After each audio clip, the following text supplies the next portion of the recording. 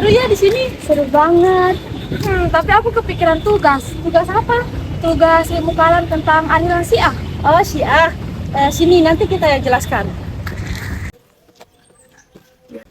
Assalamualaikum. Halo teman-teman. Di video kali ini kita akan menjelaskan tentang Syiah dengan santai dan jelas. Dari asal-usulnya dan tokoh-tokohnya. Sampai doktrin dan sekte yang mereka pegang.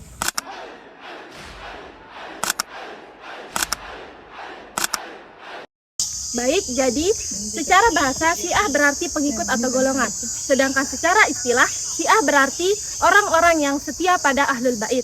Syiah merupakan aliran pertama yang muncul dalam sejarah umat Islam. Awal munculnya tentu saja tidak secara tiba-tiba, tetapi mulai dari proses sejarahnya yang cukup panjang, berhubungan dengan siapa yang berhak menjadi khalifah atau pemimpin untuk umat Islam setelah wafatnya Rasulullah. Mayoritas sahabat memilih Abu Bakar sebagai khalifahnya.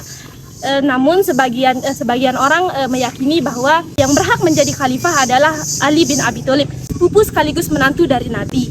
Nah, mereka inilah yang kemudian disebut sebagai Syiatu Ali atau para pendukung Ali. Pada masa itu, Syiah belum berbentuk mazhab seperti sekarang, masih berupa kelompok pendukung politik dan moral terhadap Ali.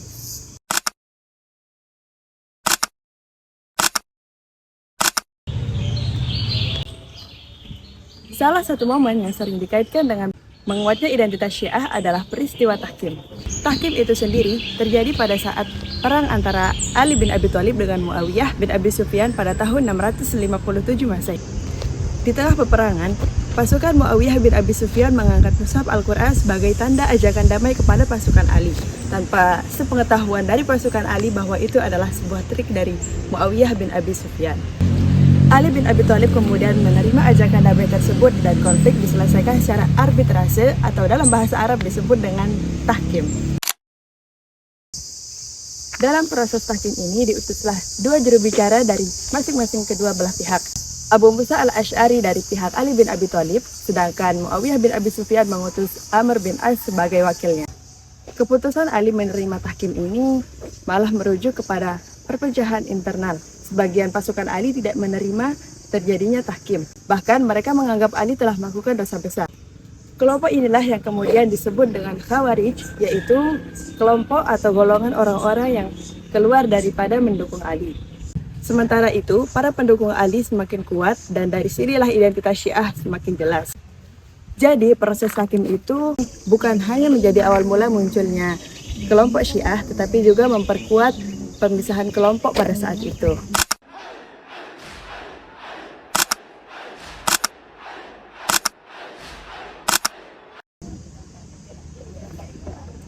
Seiring berjalannya waktu, dukungan Ali berubah dari sekedar politik menjadi fanatik. Para pendukung Ali menyatakan bahwa Ali adalah pemimpin yang sah setelah Nabi dan kepemimpinannya hanya diwariskan kepada Ali dan Fatimah. Dan dari sinilah Syiah berkembang menjadi kelompok keagamaan tersendiri.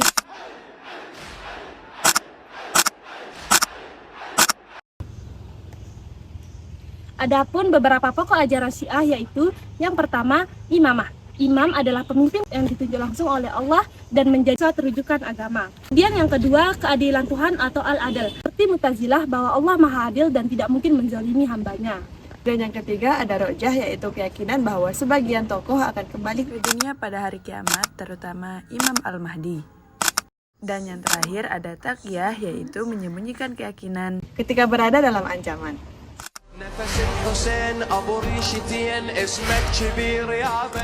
Adapun sekte-sekte besar yang terkenal di dalam Syiah adalah Kaisarnya, menganggap Muhammad bin Hanafiah sebagai imam setelah Husain, kemudian Zaidiyah, pengikut Zaid bin Ali yang paling moderat dan dekat dengan Sunni. kemudian Imamiyah atau Itsna Asyariyah, Kelompok terbesar yang percaya kepada 12 imam dan Mahdi gaib.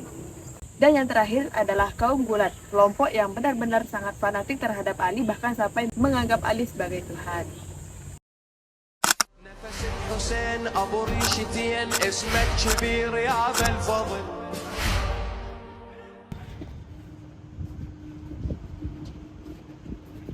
Doktrin penting Syiah. Yang pertama, Ahlul Bait. Ahlul Bait merupakan keluarga Nabi yang dianggap suci dan pemimpin utama umat Islam. kedua, al-bada, yaitu Allah dapat merubah keputusan melalui kehendaknya. Yang ketiga, Asyura, hari wafatnya Husain.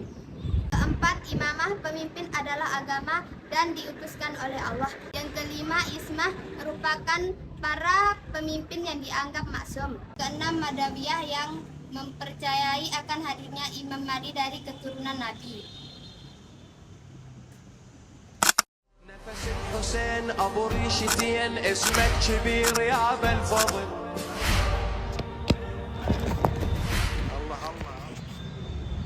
Tokoh-tokoh penting dalam Syiah. Dalam tradisi Syiah, para pemimpin biasa disebut sebagai imam. Mereka bukan hanya pemimpin politik, tetapi mereka juga pemimpin spiritual. Setelah Ali dan putranya, ada beberapa imam yang terkenal pada masa itu. Yang pertama ada Imam Zaid bin Ali, merupakan seorang ahli tafsir dan ilmu fikih, dan pemikirannya melahirkan sekte Zaidiyah.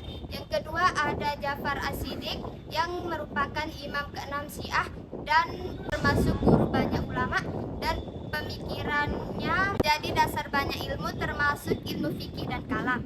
Yang ketiga ada Muhammad Al-Baqir, keempat ada Musa Al-Khadim dan beberapa imam lainnya.